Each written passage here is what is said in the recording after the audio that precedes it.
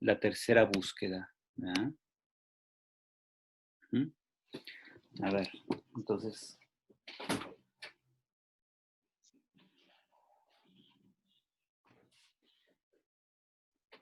¿en qué entendemos por tercera búsqueda?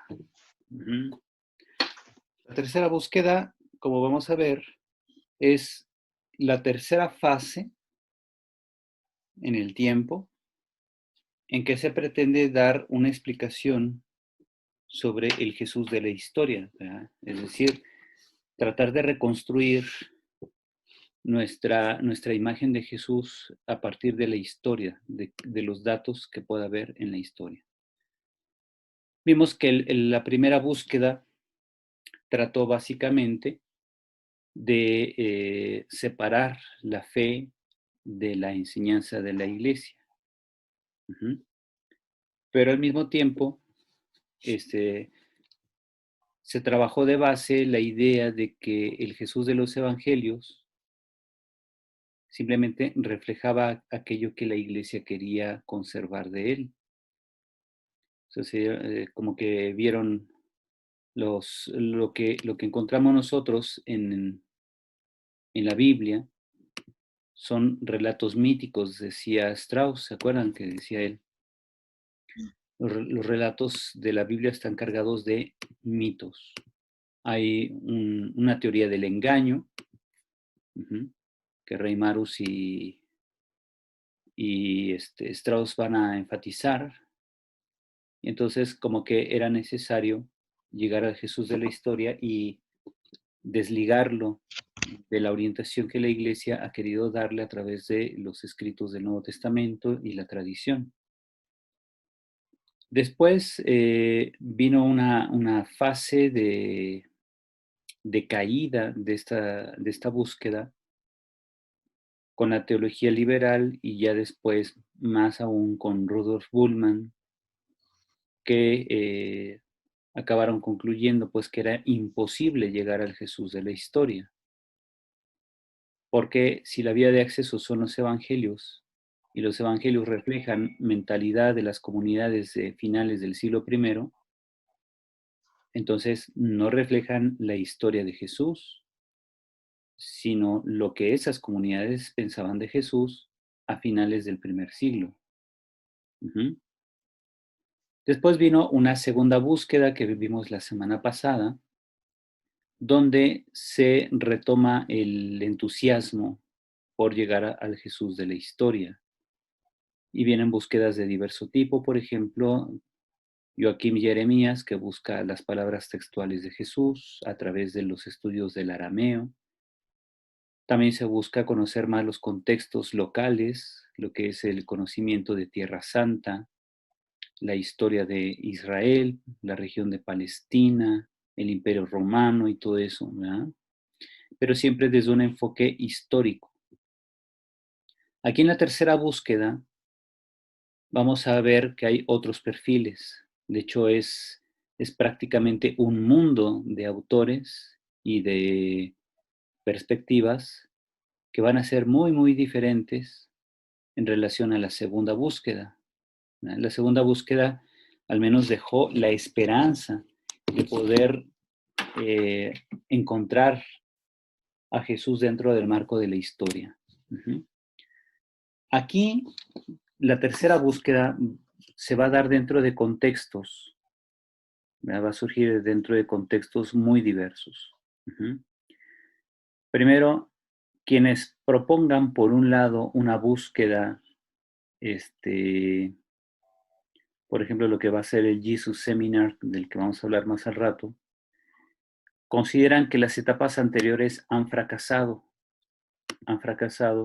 en la tarea de encontrar a Jesús o de reconstruir a Jesús. Uh-huh. ¿Por qué? Porque se basan en presupuestos. La primera búsqueda se basó en el presupuesto del engaño, o sea, y del mito, creyendo que los escritos del Nuevo Testamento contenían mitos sobre Jesús, o sea, habían mitologizado a la persona de Jesús, y se habían elaborado para engañar a la gente y hacerle pensar que Jesús era el Hijo de Dios. Ujú. La segunda etapa, por el contrario, dice, pues ni siquiera eso podemos saber. O sea, más bien, aunque sea de buena intención, pero los autores del Nuevo Testamento escribieron lo que refleja la mentalidad de sus comunidades a finales del primer siglo. Y de ahí no podemos brincar 50 años en el tiempo hacia atrás para saber realmente qué fue lo que hizo Jesús. Dice, solo podemos llegar hasta esas comunidades. Ajá. De ahí para atrás no se puede. Ya son solo especulaciones. Ujú. Entonces, quienes aboguen por la tercera etapa van a tener como punto de partida la idea de que las etapas anteriores fueron un fracaso. Ujú. Y entonces se cree que sí se puede llegar al Jesús de la historia, pero a través del conocimiento de los contextos socioculturales en que vivió Jesús.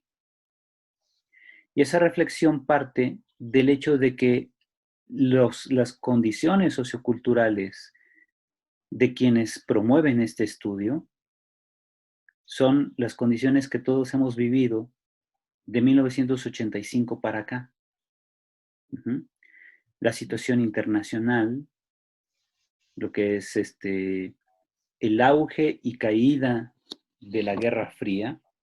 ¿Se acuerdan que los años 80 fueron siempre los de mayor riesgo de una guerra nuclear? Hasta salió una película que se llamaba eh, el, el día después, ¿no? The Day After se llamaba en inglés, que plantea la guerra nuclear, el inicio de la guerra nuclear entre Estados Unidos y la Unión Soviética, que se estrenó precisamente por el mes de octubre de 1984 aquí en México, y un mes después del anuncio de la película vino el San Juanicazo. En noviembre de 84, la explosión de San Juanico hizo pensar a mucha gente en esa película. Uh-huh. Yo tenía 11 años cuando todo eso pasó. Estaba muy chiquito, pero me acuerdo muy bien de cómo la gente relacionaba las cosas. La película que se estaba anunciando sobre el fin de la humanidad por una guerra nuclear y el San Juanicazo que hizo pensar pues en eso, ¿no? Ahora con la explosión que hubo en Beirut hace poco más de un mes, pues también uno piensa, ¿no? Sí. O sea, cómo sería un ambiente prácticamente apocalíptico o postapocalíptico, como le llaman ahora, que es una designación errónea, ¿verdad? Porque es reducir la apocalíptica a destrucción, cuando la apocalíptica es más que nada una literatura de resistencia ante las injusticias sociales. Eso es lo propiamente apocalíptico y no lo que trate de destrucción del fin del mundo, de la humanidad, y etc. Bien, entonces les decía, las condiciones socioculturales en que vivimos en aquellos tiempos, donde estaba también todavía un poco de moda la cultura hippie, ¿ya? La liberación sexual y todo este rollo, todos esos temas que son propios de esa época, pues vemos que el foco de atención está en las condiciones socioculturales. Aquí en los 80 también es cuando surge todo un auge de interés por los problemas geopolíticos, ¿verdad? Donde se interesan muchos especialistas en las orientaciones políticas de Estados Unidos, la Unión Soviética, el choque de civilizaciones, que de hecho surgió un autor, Samuel Huntington, que ya falleció, un autor norteamericano que escribió el famoso libro que se llama Choque de Civilizaciones, Clash of Civilizations. Entonces, en ese libro Huntington resume muy bien, de hecho es un libro que recomiendo ampliamente a quien quiera conocer el desarrollo de los problemas geopolíticos a lo largo del siglo XX. Ajá. Entonces, les voy a poner aquí lo que es la imagen de portada del libro. Ahorita que se cargue, que está un poco lento el internet aquí. Aquí está. Les comparto de los resultados que encontramos en Google. El libro trata sobre esto, precisamente nos va presentando, en resumen, cómo fue la guerra o la lucha de civilizaciones que empezó a tomar forma en el siglo XX. Ujú. La tesis principal de Huntington es de que tras caer la Unión Soviética y acabarse la Guerra Fría, surge en el mundo un nuevo tipo de combate. Ya no es entre capitalismo y comunismo, sino entre civilizaciones que están cimentadas sobre todo en cierta perspectiva que tienen sobre sus creencias. Y ahí entran las religiones. Y en este libro, escrito en 1996, Huntington ya habla de el inminente o la inminente amenaza del surgimiento de un Estado islámico violento. Fíjense, en 1996, Huntington ya veía por dónde se iba a desarrollar la, la, los movimientos fundamentalistas islámicos. Fíjense, es un libro que se escribe 5 años antes del ataque a las Torres Gemelas, que apenas ayer fue su 19 aniversario. Fíjense qué rápido se va el tiempo, ¿verdad? Entonces, 19 más 5, 24 años. Hace 24 años escribió este libro que ya habla del inminente levantamiento de un Estado islámico, una civilización contra Occidente, con la amenaza de atentados terroristas, que es la nueva forma de hacer guerra. Todo esto ya lo previene Samuel Huntington en este libro. Ahora, este libro también está traducido al español. ¿Ya? Si alguien se interesa en adquirirlo en español, lo puede conseguir aquí en Amazon por 249 pesos. ¿Ya? Está más barato que en la librería Gandhi, la librería El Sótano, que lo venden como en 300 o más.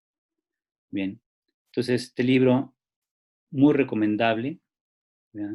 No sé si ustedes han visto en televisión a Alfredo Jalife, que es un especialista de la UNAM, que a veces lo invita Roberto Farril a su programa de televisión.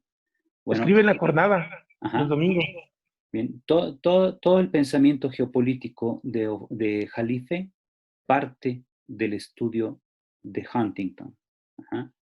Huntington es quien pone como se dice, las cartas sobre la mesa, nos dice cómo está la situación internacional y de ahí vamos viendo cómo todo el interés de las ciencias sociales en el mundo de la academia, en las universidades del mundo, se orienta sobre estos aspectos, ¿verdad? Sobre el aspecto sociocultural. Eso es lo que define a la humanidad en la actualidad. La forma como interpretamos la realidad, la forma como creamos civilizaciones y luchamos unas con otras. Y es lo que está pasando. Estados Unidos contra China no es un problema meramente de dos naciones, es la guerra de dos civilizaciones. La civilización china, que ellos mismos no se consideran asiáticos, los chinos se consideran solo chinos, porque China es una civilización muy única e independiente, muy propia, muy individual o como diríamos muy singular dentro de la historia de la humanidad. Y Estados Unidos también representa una civilización, uh-huh, en la que, por ejemplo, los países latinos no compartimos muchos de los elementos ideales de la cultura norteamericana. Uh-huh. Entonces, hay una clara diferencia entre Estados Unidos y Latinoamérica, no solamente en cuestión de economía, sino de cómo se interpreta la realidad, cómo se busca cambiar la realidad, ¿ya? El sistema político del capitalismo gringo y todo eso son derivados, o sea, surgen pero tienen de trasfondo un concepto de civilización que no comparte el resto de Latinoamérica ni Europa. Ajá. Sí, Gabriel.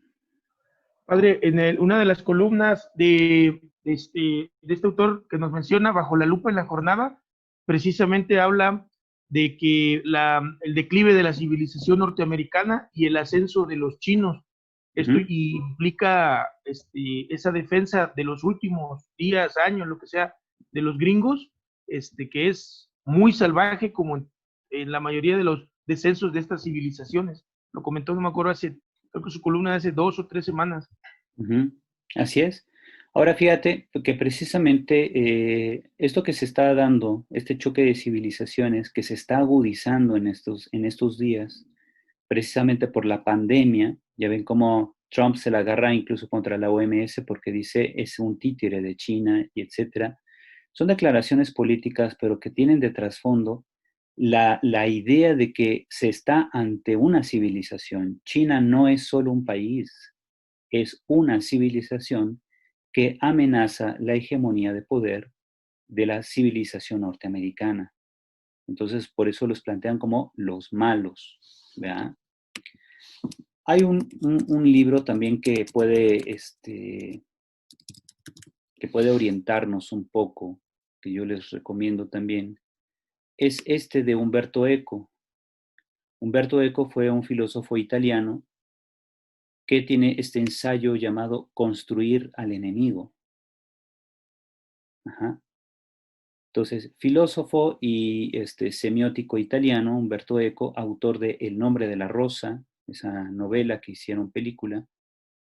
Umberto Eco, aquí en este ensayo, nos habla de cómo en los contextos políticos es necesario crear enemigos para establecer una línea de acción, una ideología nacional, una ideología incluso en una civilización, ¿ya?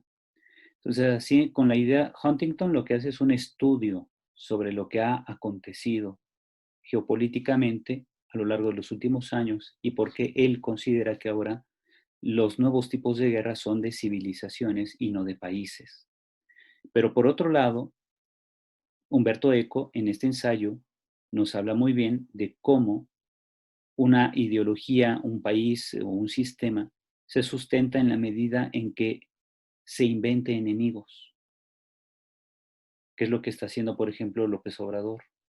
Su discurso de los adversarios y todo eso no es más que lo mismo. Está construyendo enemigos, pero son enemigos conceptuales, o sea, están en su cabeza, pero son necesarios para establecer una ideología de Estado. Lo mismo hicieron los soviéticos, lo mismo hace Trump, cualquier político que quiera prevalecer, dice Humberto Eco, se va a tener que construir enemigos. Ajá. Nada más que López Obrador no quiere usar la palabra enemigo, que porque se oye muy fea, entonces mejor usa adversario. Pero él mismo se autoproyecta como un Mesías que México necesitaba para salir adelante. Entonces, es más de lo mismo, ¿verdad? Entonces, se construyen enemigos para embanderar una línea ideológica y eso ha existido siempre, siempre, siempre. Uh-huh. Bueno, entonces fíjense, como en la actualidad pensamos en categorías socioculturales para hablar de civilizaciones, para hablar de ideologías políticas, de facciones políticas, etcétera, pues esto ya desde los años 80 se empezaba a aplicar en el estudio de Jesús. Uh-huh. Entonces fíjense cómo nuestro mundo centrado en condiciones socioculturales, nuestro mundo académico, digamos, que va encontrando en las condiciones socioculturales la vía de explicación de la realidad que nos mueve, dijeron, ¿y por qué no aplicamos los mismos principios para dar con el Jesús de la historia? Uh-huh. Y entonces, estos grupos embanderaron un nuevo modo de interpretar la historia y la realidad y la aplicaron a Jesús, ¿verdad? Dicen, para llegar al Jesús de la historia, tenemos que conocer sus condiciones socioculturales. ¿Mm? ¿Por qué? Porque hoy en día pensamos en estas categorías mentales, las condiciones socioculturales que van definiendo nuestra sociedad. Bien, el obispo anglicano N.T. Wright, al publicar o al realizar esta segunda edición del libro de Neil, que llamamos, o bueno, se llama Interpretación del Nuevo Testamento, esto es parte del título, lo voy a poner así en cursiva. Ahí él habla por primera vez de que él nota que está surgiendo el interés de una tercera búsqueda, la expresión third quest en inglés, como él es británico, al escribir en el prefacio del libro de la segunda edición de la obra de Neil, The Interpretation of the New Testament, 1861 to 1986, ahí es donde él dice que está surgiendo en el mundo una tercera búsqueda de Jesús, que se trata de un nuevo inicio e impulso a la investigación del Jesús histórico. Uh-huh. Ahí va él notando cómo ciertamente este interés se va a desarrollar desde enfoques socioculturales sobre qué tan inmerso estaba Jesús en el judaísmo. Uh-huh. Y también, o sea, fíjense, hay un interés por los contextos socioculturales en que vivió Jesús, pero también en los ambientes socioculturales de las comunidades cristianas de finales del primer siglo, que son las que escribieron los evangelios. Por eso hay una doble importancia. Importa Jesús, pero importa también el contexto vital de las comunidades que escribieron los evangelios. Porque se va a notar que muchas veces esas comunidades retrotraen a la vida de Jesús o a los tiempos de Jesús situaciones y conflictos que vivían más bien ellos y no tanto Jesús. Uh-huh. Va a haber ahí una discusión muy fuerte, por ejemplo, en relación a los fariseos. Si los fariseos se portaban con Jesús así de gacho, o no era más bien que los fariseos eran ya muy agresivos con los cristianos. Uh-huh. Entonces ahí hay un conflicto, ¿ya? Tenemos entonces que después de este señor, después de N.T. Wright, que de hecho todavía vive, ¿ya? Dos especialistas también empezaron a utilizar el término third quest. Uno es Ben Witherington III, o sea, el nieto, porque el abuelo ya se llamaba igual, el papá se llamaba igual, y él se llama igual. Por eso pone el 3 romano, es Ben Witherington III, o sea, tercero, y Gerd Theissen. El primero es un biblista protestante norteamericano y el segundo es un luterano alemán.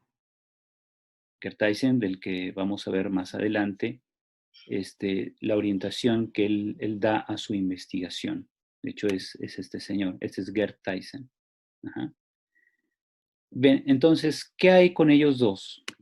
Ben Witherington III y Gerd Theissen van a desarrollar una estrategia de investigación sobre el Jesús histórico a través del análisis retórico de los textos, es decir, su configuración, su estructura, los recursos literarios usados por los evangelistas y analizados dentro del contexto sociocultural de la vida de Jesús y de la vida de las comunidades. Entonces, a ese estudio que abarca tanto lo retórico como lo sociocultural, ellos le llaman enfoque socioretórico. Uh-huh. Y yo he trabajado principalmente con la obra de Gerd Tyson y me parece extraordinaria. A pesar de que, bueno, él no es católico, es un estudioso luterano, ¿verdad? El llamado enfoque socioretórico que él desarrolla, que va muy de la mano de la antropología cultural, que ya hemos visto con Santiago Guijarro, Rafael Aguirre y todos ellos, ¿verdad? Los españoles, que hemos estudiado en los cursos anteriores. El enfoque socioretórico de Tyson y de Ben Witherington III va a enriquecer mucho a la antropología cultural. ¿Por qué? Porque la antropología cultural lo que hace es analizar el contexto en general de los lugares donde vivió, o bueno, donde se movió Jesús. Pero el enfoque socio-retórico parte del texto bíblico, lo analiza y trata de encontrar en él las huellas sociales de los grupos que produjeron los evangelios. Trata de encontrar a través del texto la situación en que vivían esas comunidades, o sea, a través de la disposición literaria de los contenidos, que es la retórica. De ahí se trata de remontar a la explicación del contexto sociocultural de la comunidad que escribió ese evangelio o de la comunidad a la que se dirigió el evangelio. Ajá. La comunidad de los destinatarios. Entonces es muy enriquecedor este enfoque, es muy bueno y de ahí se entiende por qué ellos van a utilizar esta expresión de right, de la third quest, de la tercera búsqueda, para referirse a los nuevos modos, contenidos y métodos con los que se busca llegar al Jesús de la historia.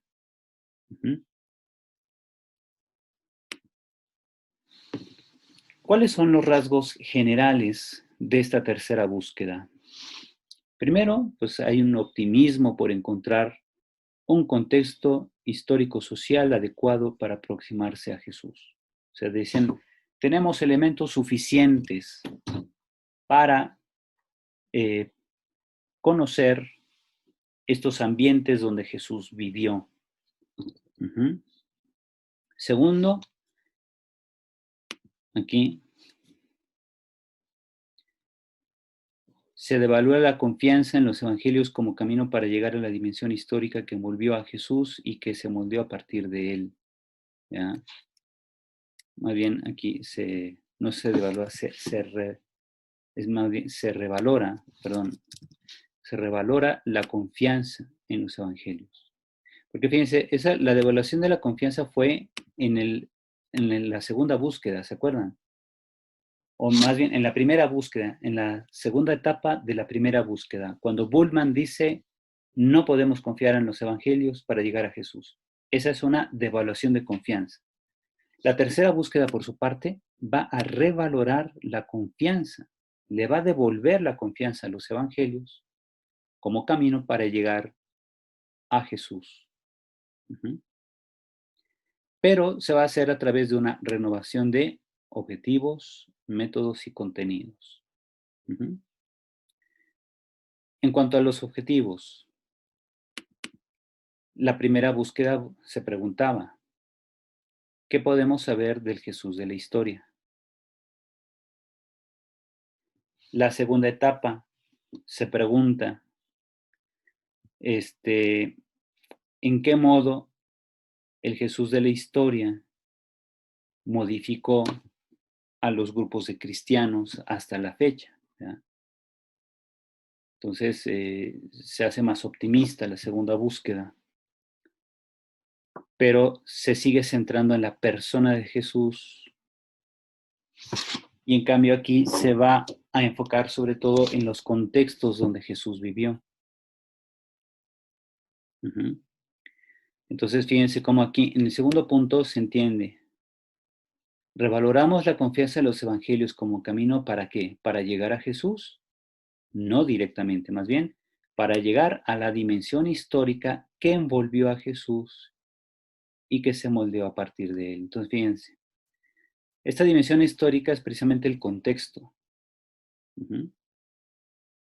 Los evangelios nos ayudan a reconstruir el contexto histórico en el que Jesús vivió, pero también nos ayudan a ver cómo esta creencia en Jesús, sobre todo muerto y resucitado, moldeó también a los contextos sociales y culturales de las primeras comunidades cristianas.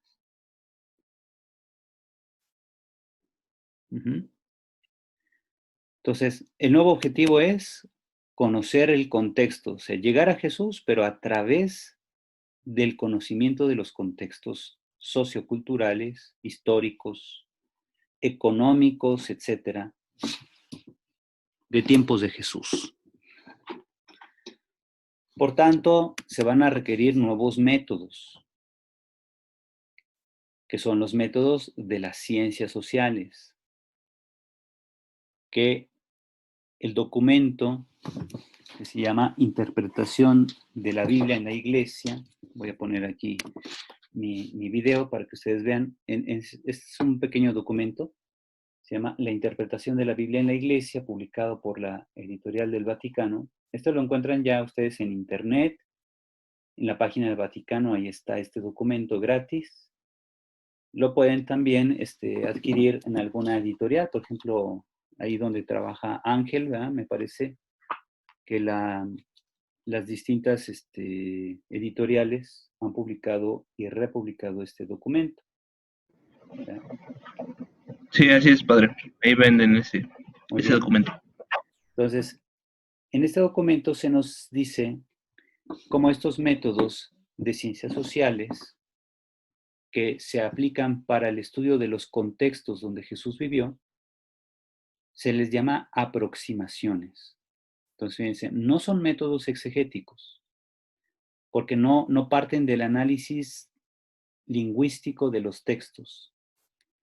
Analizan los textos, pero para llegar a dibujar los contextos sociales en que vivió Jesús. Y entonces, sus resultados son siempre aproximativos, ya que no tenemos toda la información que quisiéramos para precisar cómo eran las comunidades en aquella época. Por ejemplo, qué tanta influencia realmente había de la cultura helénica, del Imperio Romano y todo esto en los distintos lugares de Israel. O sea, no había un mismo impacto en Galilea que en Jerusalén o en Samaria o en Tiro y Sidón, donde también llega Jesús a ir, al menos se va de vacaciones a la playa en Tiro y Sidón para salir un ratito del ambiente de Israel. ¿Ya? Así se lee en Marcos, en el Evangelio de Marcos, si no me equivoco, el capítulo 7, cuando una mujer sirofenicia le empieza a gritar, sana a mi hija que tiene un demonio. ¿Ya? Entonces, eso ocurre mientras Jesús va de camino a Tiro y Sidón y va a descansar, o sea, literalmente va de vacaciones a la playa. ¿Ya? También Jesús fue a la playa. Bien, entonces fíjense, esta búsqueda entonces va a utilizar métodos de ciencias sociales con el objetivo de conocer mejor los contextos en que vivió Jesús y por tanto los contenidos que van a caracterizar a esta corriente, a esta tercera búsqueda, son contenidos de carácter social. ¿Vean? Nos describen cómo era la sociedad entonces, tanto en Israel o región de Palestina, como el Imperio Romano en general, y ya si alguien se mete, por ejemplo, a la investigación sobre San Pablo, pues aplica estos métodos también para conocer el contexto sociocultural de las comunidades paulinas. Entonces, se aplica tanto a Jesús como a Pablo, como a cualquier otro lugar donde se extendió el cristianismo. Bien, en los comienzos de la tercera búsqueda, vamos a ubicar dos situaciones o dos eventos. Uno es el libro Jesús y el judaísmo, escrito por Ed Parish Sanders, así se llama este señor. Voy a ponerlo, a ver, es este, ¿ya? Ed Parrish Sanders, que siempre firma como E.P. Sanders, ¿ya? Él nació en 1937, ya tiene sus años. Uh-huh. Autor de La figura histórica de Jesús, que es su obra principal, que también ahí publica Verbo Divino, ¿ya? Este libro fue punta de lanza de la tercera búsqueda. Ese mismo año, 1985, uh-huh, surge en Estados Unidos un movimiento que se llama el Jesus Seminar. El Jesus Seminar, que surge por iniciativa de Robert Walter Funk, que es este señor de acá, ¿verdad? Pastor protestante, que da inicio al Jesus Seminar. ¿Qué es el Jesus Seminar? Vamos a verlo.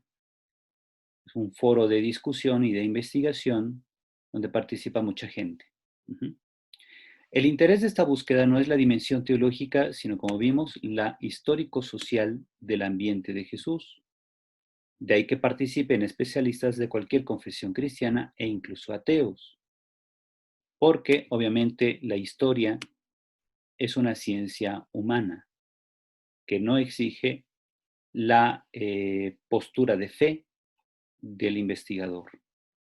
La diferencia es que el investigador creyente parte del presupuesto de que Dios sí puede intervenir en la historia, mientras que el investigador ateo va a partir del presupuesto de que Dios no puede intervenir en la historia. O sea, para el ateo Dios no existe y si no existe no puede intervenir. Adelante, Gabriel. Padre, ahí dice ahí también ese año, a qué año se refiere? Disculpe. Es 1985. Uh-huh.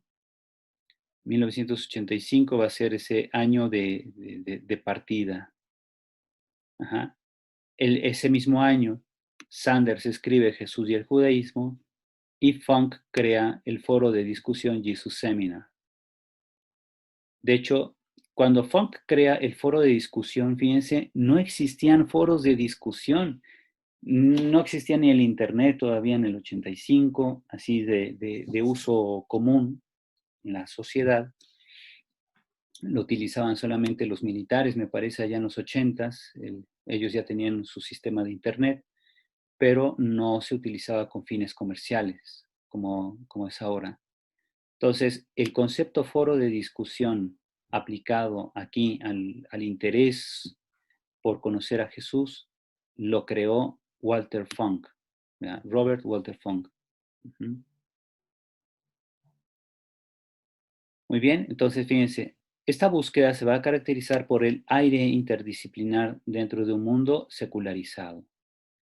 ¿Por qué? ¿Por qué interdisciplinar? Porque ahí entran estudios de historia, literatura, Biblia, ciencias sociales en general, y ya específicamente antropología cultural, estudios retóricos, socioretóricos, arqueología, todo eso va a caracterizar la tercera búsqueda. Uh-huh.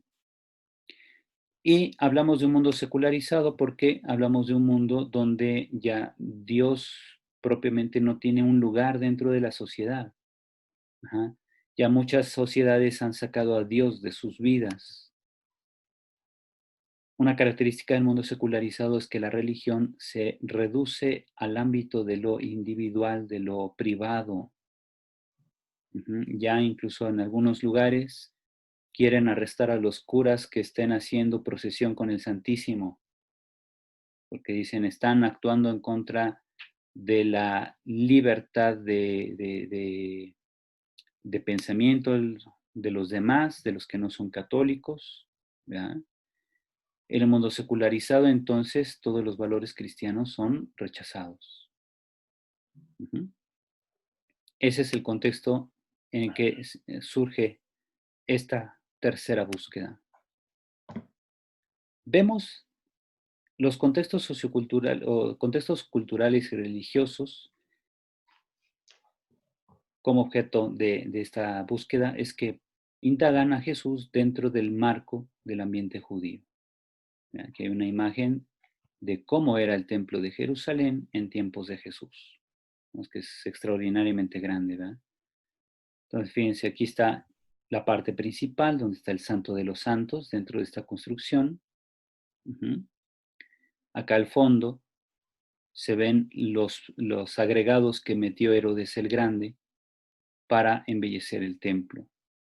Herodes el Grande también puso todo el oro que está aquí en la parte superior, en el alero del templo, y en los capiteles corintios que puso, estos son capiteles corintios y estos son, me parece, dóricos, pero revestidos de oro.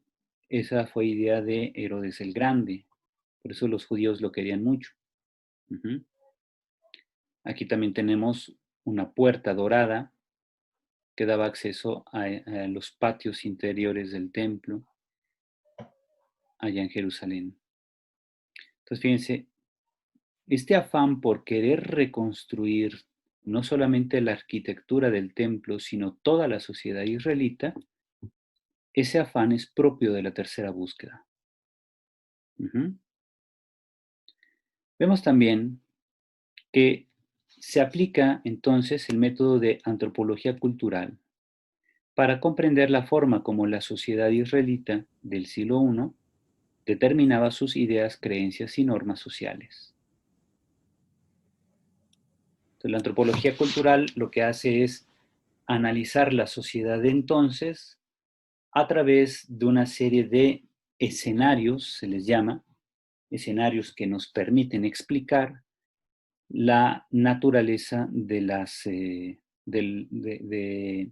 cómo ellos interpretaban esto, ¿verdad? De cómo ellos creaban sus ideas, cómo formulaban sus creencias, sobre todo religiosas, y cómo eran las relaciones personales de las que surgen las normas sociales, las leyes y todo de aquel entonces. Ahora, otra característica, los autores del periodo de esta búsqueda. Aquí en la imagen tenemos a John Dominic Crossan, que va a ser el principal representante con el tiempo, ¿verdad? Al principio fue Robert Funk, que tenemos aquí. De hecho, él crea el Jesus Seminar, pero va a sobresalir en todo el Jesus Seminar la figura de Crossan. Él, aquí en la imagen, vemos que hay detrás de él una especie de pantalla donde aparecen varias imágenes, referencias. Esta es una instantánea, podamos decir, de un programa de televisión que él hizo. Y es que es propio de estos autores informar a las grandes masas en medios de comunicación sobre los resultados de sus investigaciones. Entonces, Crossan, que empezó siendo un religioso católico, después abandona la comunidad, que eran los siervos de María, abandona el sacerdocio porque él ya era sacerdote, doctor en Biblia por el Instituto Bíblico de Roma, abandona todo eso. Fíjense, no se salió para casarse, se salió, según él, para enseñar con más libertad lo que él iba descubriendo. Y luego ya con el tiempo se casó. Vive actualmente en Orlando, Florida, ya es grande, tendrá sus 73, 74 años de edad, ¿verdad?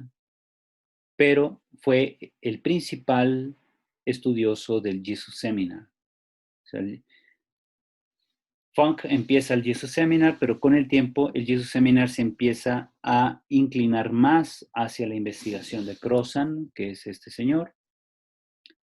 Y bueno, pues él tiene el afán de salir en medios de comunicación. Hay cientos de videos de él en YouTube. Prácticamente todos están en inglés, pero pues, si le sabes al inglés, sabe lo que está diciendo. Ajá. Ahora, no todos los exponentes de esta corriente de la tercera búsqueda tienen la misma calidad. O sea, Crossan sobresale porque tiene gran calidad. Vamos a ver más adelante su modo de trabajo, que lo voy a exponer también aquí. Y Pero la mayoría de los miembros del Jesus Seminar hoy en día, bueno, ahorita ya no existe, pero hacia el final de su época, en el año 2006, la mayoría de los integrantes del Jesus Seminar ya eran puros, como se dice en Ciudad de México, eran puro chilaquil. O sea, fuera gente que no tenía ni la más mínima preparación académica en ambientes bíblicos, ¿verdad? No tomaba ni siquiera un diplomado y ya estaban votando, según ellos, lo que consideraban era fiable que viniera de Jesús o no. O sea, ya se las daban de expertos. Entonces, muchos eran aficionados a las lecturas de Crozan, pero no tenían la especialidad. Crozan sí tenía doctorado, pero ellos no. ¿Verdad?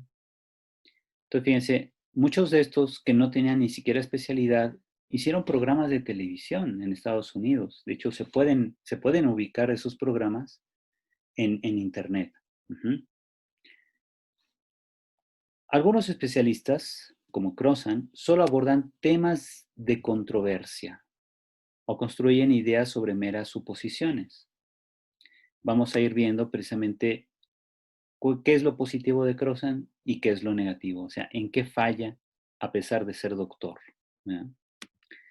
Tenemos entonces que ahí ya se definen las dos etapas de la búsqueda, pero no son etapas consecutivas, sino simultáneas. Porque el mismo año en que Funk comienza el Jesus Seminar, en ese mismo año Sanders, que es de otra corriente, escribe su libro principal, que aquí se los puse en portada, La figura histórica de Jesús. 1985 se dan los dos acontecimientos. Uh-huh. Pero son corrientes completamente distintas. De hecho, más bien, la corriente de Sanders va a ser la más importante. Jesus Seminar fue más bien una corriente de moda. Ajá. El Jesus Seminar que realizaba así sus sesiones. Esta es la sesión del 2004, que se tuvo en un hotel frente a Times Square, allá en Nueva York, donde los gringos reciben el Año Nuevo. Uh-huh. Donde el hombre araña hizo ahí y deshizo en una película, ¿verdad? Entonces, Times Square, que es un lugar muy, muy importante en Nueva York, ahí enfrente hay un hotel donde en su sala de conferencias se tuvo la reunión del Jesus Seminar de 2004. Aquí ya estaba de capa caída, ¿verdad? Este movimiento ya se venía desvaneciendo poco a poco y ya para entonces, para el 2004, la mayoría de los integrantes del Jesus Seminar eran personas sin preparación, que están básicamente acá. Los exponentes, pues todos son especialistas, pero siempre, ya para entonces, para el 2004, ya prevalecía sobre todo la postura de John Dominic Crozan, que es este de aquí. A mí me parece que se pasó a la pantalla de alguien más. Vean.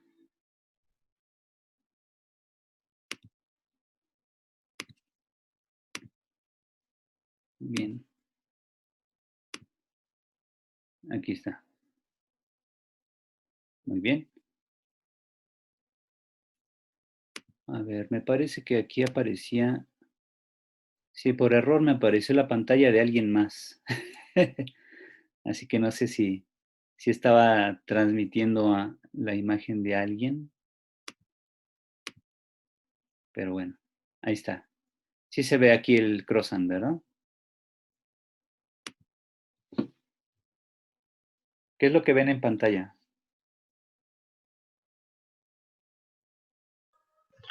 Rasgos de los autores en el periodo de esta búsqueda. Ok. Muy bien, entonces, si es que de repente como que se cambió la pantalla de alguno de ustedes, no sé cómo es que se brincó, pero bueno, ya apareció nuevamente la mía. Pero ya apareció su pantalla, padre. Muy bien, entonces fíjense, estas son son etapas que podríamos, más que hablar de etapas para no confundirnos, voy a ponerle aquí líneas, ¿verdad? las dos líneas. Está la línea de Funk, que va a ser el Jesus Seminar, que le van a apostar a los temas controversiales, y la línea de Sanders, que va a ser más académica, más seria, que va a insistir en la relación entre Jesús y el judaísmo. Como hay que interpretar a Jesús en su punto de partida como un judío. Y luego ya después ya pasamos a lo que sigue, ¿verdad? Verlo como hijo de Dios, etcétera, pero siempre el punto de partida es interpretar a Jesús siempre dentro de su contexto religioso del judaísmo. El Jesus Seminar, como les decía, para el año 2004, que es el año de estas fotos, ya se iba decantando en la línea de Crozan. Y la línea de Crozan es bastante controversial, ¿verdad? Tenemos que el Jesus Seminar, que nuevamente voy a poner aquí la primera línea. La primera línea de Jesus Seminar tenemos: el Jesus Seminar fue un foro de discusión e investigación fundado en 85 y terminó en 2006. ¿Por qué? Porque en 2005 muere Funk, el fundador. Entonces, con la muerte de Funk a finales del 2005, los miembros del Jesus Seminar se quedan pensando, ¿y ahora qué hacemos si ya se nos murió el jefe? Entonces le plantearon a Crozan si él quería continuar y él dijo, no, gracias, yo ya mejor sigo mis propias investigaciones. Yo creo que Crozan también se cansó de la participación de mucha gente que ni siquiera era especialista y no se podía tener un debate de altura. Y entonces Crozan rechaza la oportunidad de dirigir el Jesus Seminar y llega a su fin. Entonces, en 2006 oficialmente termina las actividades del Jesus Seminar.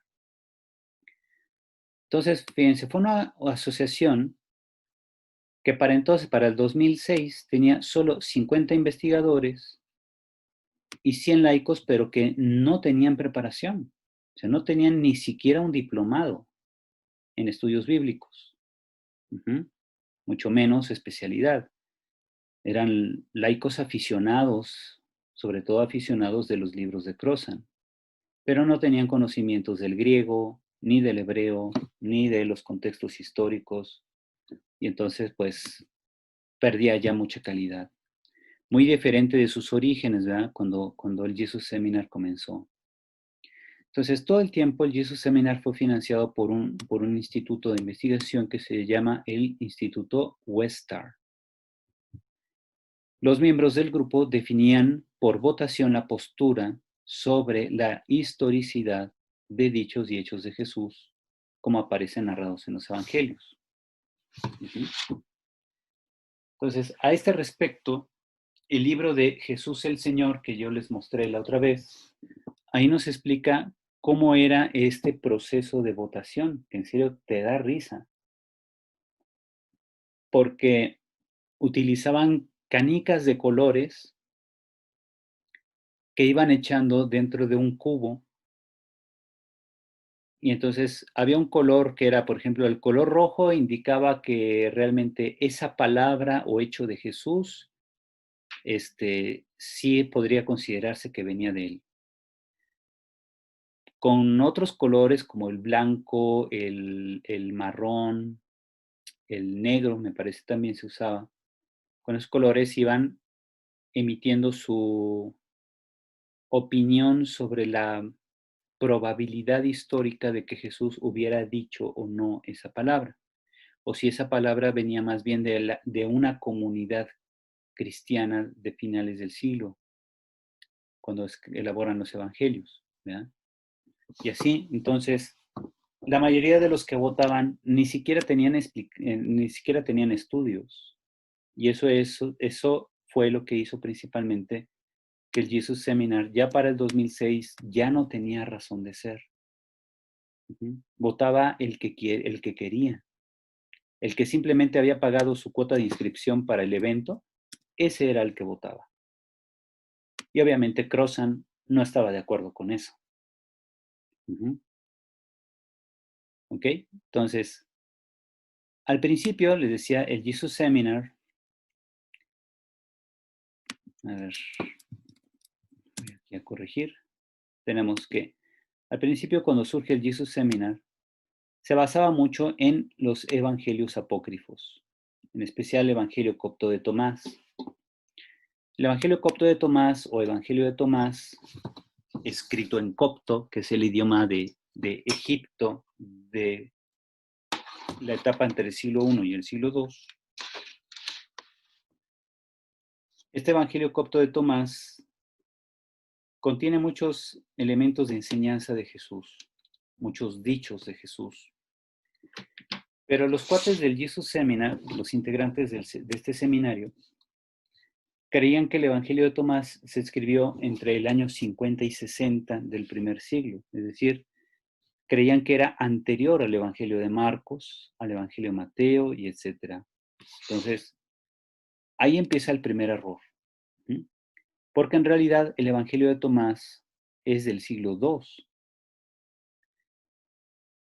no solo por su escritura, que es el copto, sino porque además la evangelización de Egipto tardó décadas. Y esta evangelización se hizo a partir de la enseñanza que está plasmada en los evangelios. La cosa es de que aquellos habitantes de esas regiones de Egipto, del centro y del sur de Egipto, tenían una cosmovisión muy diferente a la de los helénicos, a la de los que tenían esta formación grecorromana.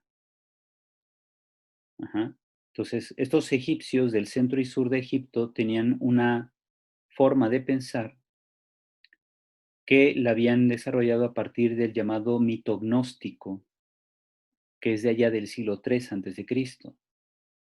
El mito gnóstico que plantea el dualismo radical entre la materia y el espíritu, que da a la materia un origen prácticamente eterno. La materia ha existido siempre y es mala. Y el espíritu también, lo espiritual también tiene un principio eterno.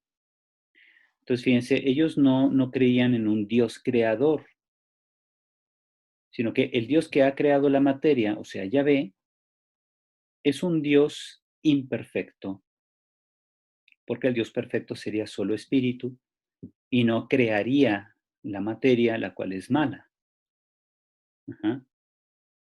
Entonces, cuando llega la evangelización a esas regiones de Egipto, reciben el evangelio, pero lo interpretan desde sus categorías gnósticas, y así surge el gnosticismo como un tipo de cristianismo deformado, diríamos hoy.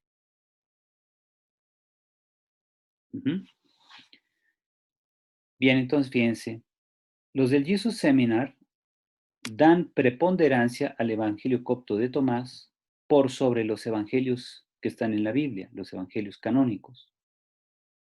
Entonces, no lo hacen por el interés de conocer los grupos que redactaron esos evangelios apócrifos, sino sobre todo porque les permite arrojar ciertas sombras de sospecha en relación con los evangelios canónicos. O sea, la tirada, como decimos, del Jesus Seminar es crear controversia. Les encanta llevar la contraria. Parecen adolescentes empecinados en irle a la América, por poner un comparativo, una analogía. Entonces, estos cuates del Jesus Seminar se dedican a eso, como dicen, de eso piden su limosna. Lo único que les interesa es crear controversias. ¿Por qué? Porque claramente hay un interés ideológico detrás, y es que en Estados Unidos hasta el día de hoy hay mucho fundamentalista, incluso dentro del catolicismo norteamericano. Hay mucho fundamentalista que da miedo, ¿eh? Así. No sé si ustedes conozcan la novela de Stephen King, de una chica que empieza a desarrollar poderes telequinéticos. ¿Ya? Carrie. La mamá de Carrie es una católica fundamentalista que da miedo. Ajá, así como la pintan, bueno, así hay mucha gente, es neta, como dicen los jóvenes, es neta que así hay muchas familias católicas en Estados Unidos. O sea, es un fundamentalismo moralista tan radical que hasta prácticamente acabarían creyendo que el Papa es el anticristo, ¿verdad? O sea, son tan radicales que cualquiera que piense ligeramente distinto de ellos ya lo están satanizando. Ajá. Entonces, fíjense, si se fijan, Carrie, de hecho, es una novela, si no me equivoco, es del 88, es de esa época en que surge el Jesus Seminar, de la misma época es la novela Carrie de Stephen King, y nos va hablando de esto. Entonces, el Jesus Seminar se creó para crear controversias contra los grupos fundamentalistas, sobre todo, bueno, no solo católicos, también protestantes. De hecho, el Ku Klux Klan es un tipo de radicalismo extremo protestante en Estados Unidos, ¿verdad? Hay una película muy reciente que se llama así El informante del Ku Klux Klan, muy buena película, se la recomiendo, donde un policía negro se involucra en el Ku Klux Klan. Fíjense, es como meterse en la cueva de lobo, pero lo hace a través de un compañero que también es policía, pero es judío. Entonces los del Ku Klux Klan tanto odian a judíos como odian, no, a los judíos creo que no los odian, pero sí a los negros. Ajá. Entonces, el negro hace las llamadas telefónicas, acuerda reuniones y el judío es el que va a las reuniones. Y así es como están investigando a este grupo extremista, fundamentalista protestante, ¿no? Que maneja la idea de la superioridad de la raza blanca. Uh-huh.